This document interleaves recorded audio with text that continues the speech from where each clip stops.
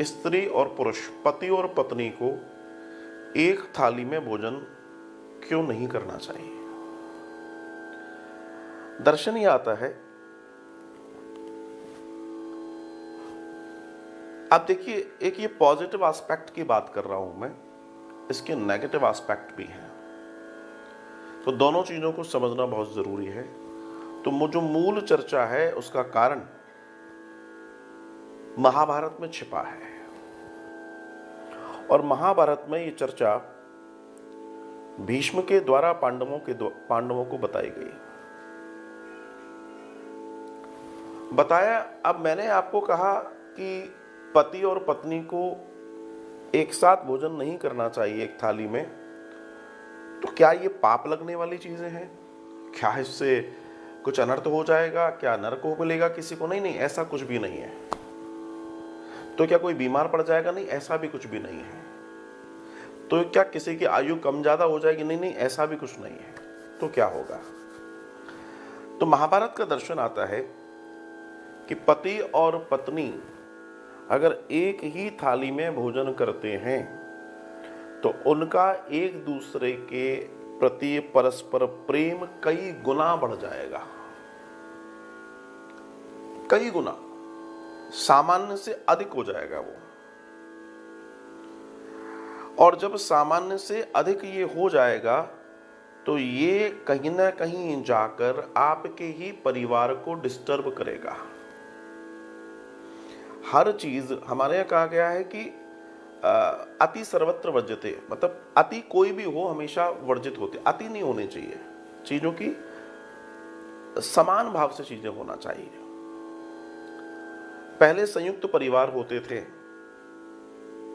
आजकल एकल परिवार हो गए हैं। परिवार में रहन सहन के तौर तरीके, उठने बैठने के तरीके, लिविंग स्टैंडर्ड चेंज हुए हैं। इसमें खाने की आदतों में भी बड़े बदलाव आए हैं। पहले के समय में भोजन बैठकर खाया जाता था, चौकी को लगाकर खाया जाता था, भगवान को भोग 50 चीजें होती थी, सिस्टम था।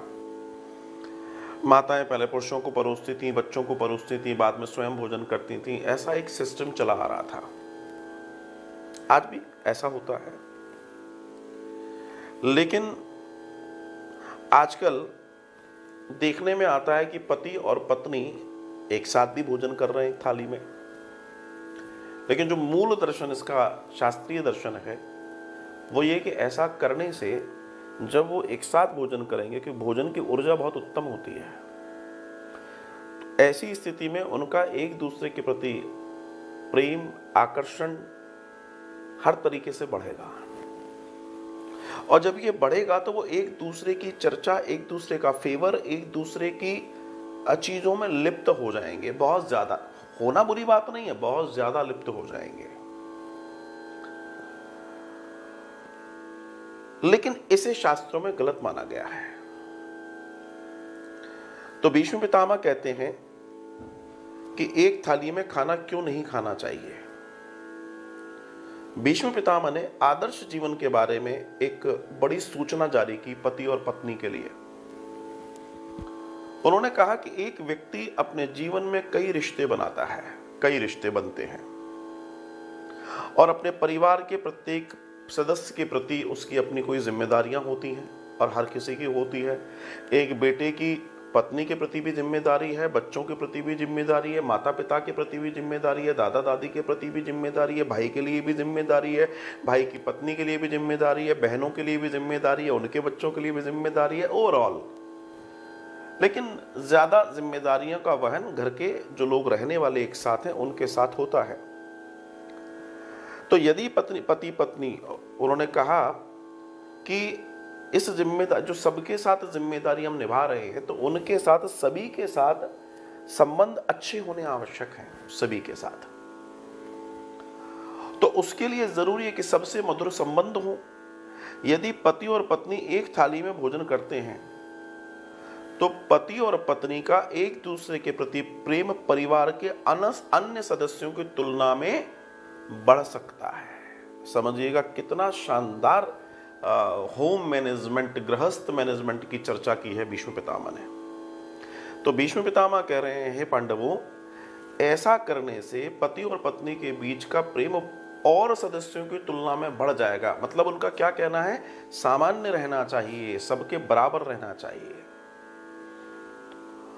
और ये कहीं ना कहीं कलह का कारण बनेगा घर में। अगर आप घर को संयुक्त रखना चाहते हैं तो, जिनको नहीं रखना वो तो ये करते ही हैं। जिनको अपने घर को तोड़ना है, एकल परिवार में रहना है, वो ये सब नाटक नौटंकी करते हैं।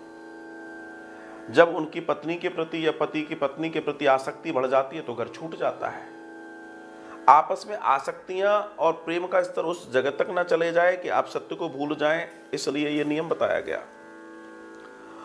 और इस प्रकार की छोटी सी गलती लगभग पूरे परिवार को छिन्न भिन्न कर देती है। देखिए, महापुरुषों के द्वारा कही गई एक एक बात जीवन का बहुत बड़ा दर्शन है। तो पत्नी के प्रति अत्यधिक प्रेम ही पति की बुद्धि को भ्रष्ट कर सकता है। समान व्यवहार ठीक है, लेकिन बहुत प्रैक्टिकल बात है, आज सामान्य लोगों को समझ में नहीं आएगी। और जो भ्रष्ट हो जाते हैं वही कहते हैं अब हम साथ में नहीं रहेंगे, हम तो सीधे सीधे बोलेंगे। और वह सही और गलत का भेद खो देता है, उसको सही और गलत के बारे में फिर जानकारी नहीं समझ में आती। पत्नी ने जो कह दिया वो सही है, पति ने जो कह दिया वो सही है, चाहे दुनिया के लोग सही कह रहे हैं उनको सही नहीं, क्योंकि इतना डूब चुके हैं एक दूसरे में। और इस स्थिति में परिवार के मुखिया के लिए उपयुक्त नहीं होता ऐसी स्थिति। तो इसलिए कहा भीष्म पितामह ने कि पति और पत्नी को जहां तक हो सके एक थाली में भोजन नहीं करना चाहिए। ये जुड़ाव का दर्शन है महाराज। अगर पूरा परिवार, फिर सुनिए, फिर भीष्म पितामह कह रहे हैं, अगर पूरा परिवार एक साथ बैठकर खाना खाएगा, इससे परिवार में एकता और प्रेम का संचार होता है। ध्यान रखिएगा, आपके घर में, आपके परिवार में आपस में मनमुटाव हो सकते हैं, मतभेद हो सकते हैं, जो भी हो कोई बात नहीं है, लेकिन एक समय का भोजन परिवार के सभी सदस्यों को साथ में बैठकर करना चाहिए। साथ में बैठकर, ये बहुत बड़ा नियम बता रहे हैं भीष्म पितामह। एक साथ बैठकर जब आप भोजन करेंगे महाराज, तो उससे सबसे बड़ा लाभ होगा कि हम कम से कम एक जगह बैठकर एक तो होंगे। तो वो एक समय होगा आपसी चर्चा का, आपसी प्रेम का। और एक साथ भोजन से प्रेम बढ़ता है और सभी के आपस में संबंध अच्छे होंगे, एक दूसरे के लिए त्याग और समर्पण की भावना बढ़ेगी। इससे परिवार में सुख और समृद्धि आती है।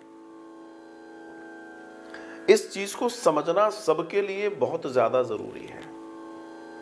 तो जो मैंने आज कथा में आपसे बोला, तो कई लोगों ने मुझे मैसेज भी किया कि आज जवाब जरूर दीजिएगा, तो इसलिए मैंने कहा शुरुआत में ही मैं जवाब दे दूं कि कभी भी ध्यान रखिएगा, पति और पत्नी को एक थाली में नियमित रूप से भोजन नहीं, यदा कदा कर लिया वाली बात अलग है।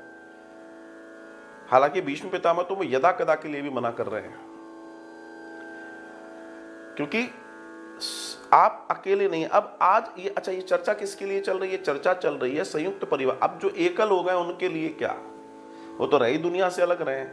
परिवार को जोड़े रखने की विधा बताई जा रही है। तोड़ना है तो बिल्कुल आप एक थाली में करो, इसका संशय यही है। ये समझना सबके लिए बहुत आवश्यक है। अब चूंकि थाली की बात चली है, भोजन की बात चली है, इन सब की बात चल रही है, तो एक बात मैं आपसे और कहता चलूं।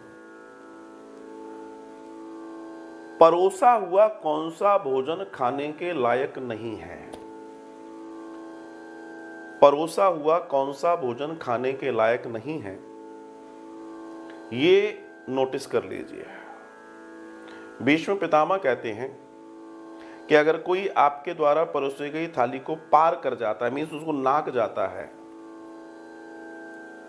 तो भोजन मिट्टी के समान दूषित माना गया है। मिट्टी के समान दूषित। अगर कोई ने आपको थाली परोसा हुआ भोजन नाक दिया, और ये मनुष्यों के खाने के लिए नहीं होता, इसको पशु को खिलाना चाहिए, भीष्म पितामह कह रहे हैं, इसकी ऊर्जा नष्ट हो जाती है और ये आपके लिए दूषित हो जाता है। वहीं अगर किसी का पैर परोसने की थाली में ठोकर खा जाए, आपकी थाली में किसी का पैर लग जाए महाराज, तो ऐसे भोजन को भी आप प्रणाम कीजिए और उसे किसी जानवर पशु को खिला दीजिए। पैर लगी हुई थाली का भी भोजन नहीं खाना चाहिए। और प्रेम से कीजिए, कोई क्रोध की बात नहीं है, क्योंकि वो नेगेटिव ऊर्जा से जुड़ गया, आपके लिए फ्रूटफुल नहीं है। ऐसा भोजन, नाकने वाला भोजन और ठोकर लगने, पैर से ठोकर लगने वाला भोजन आपके जीवन में दरिद्रता लाता है। जी हां, दरिद्रता। और जिस भोजन में दरिद्रता मिलती हो, हम दरिद्रता वाला भोजन क्यों करेंगे। और तीसरा, उन्होंने एक बहुत महत्वपूर्ण बात कही जो अक्सर आप लोगों के साथ घटती है महाराज, और आप सभी लोग इस बात को अपने जहन में बिठा लें। तीसरा जो बहुत महत्वपूर्ण दर्शन है, कौन सा भोजन नहीं करना चाहिए, वो भोजन वो होता है जिसमें बाल निकल आए। चाहे पहले कौरे में पहली बार भोजन कर रहे हैं उसमें निकल आए, चाहे बीच में निकले हैं, जहां बाल निकला है तत्काल प्रभाव से उस भोजन को त्याग देना चाहिए। क्योंकि जिस भोजन में, अगर भोजन में बाल आया है, भीष्म पितामह कह रहे हैं, और अगर आपको पता पड़ गया उसके बावजूद भी आप भोजन कर रहे हैं, इससे आपके बल और धन में कमी आ जाती है। आपका बल और आपका धन दोनों कम हो जाता है।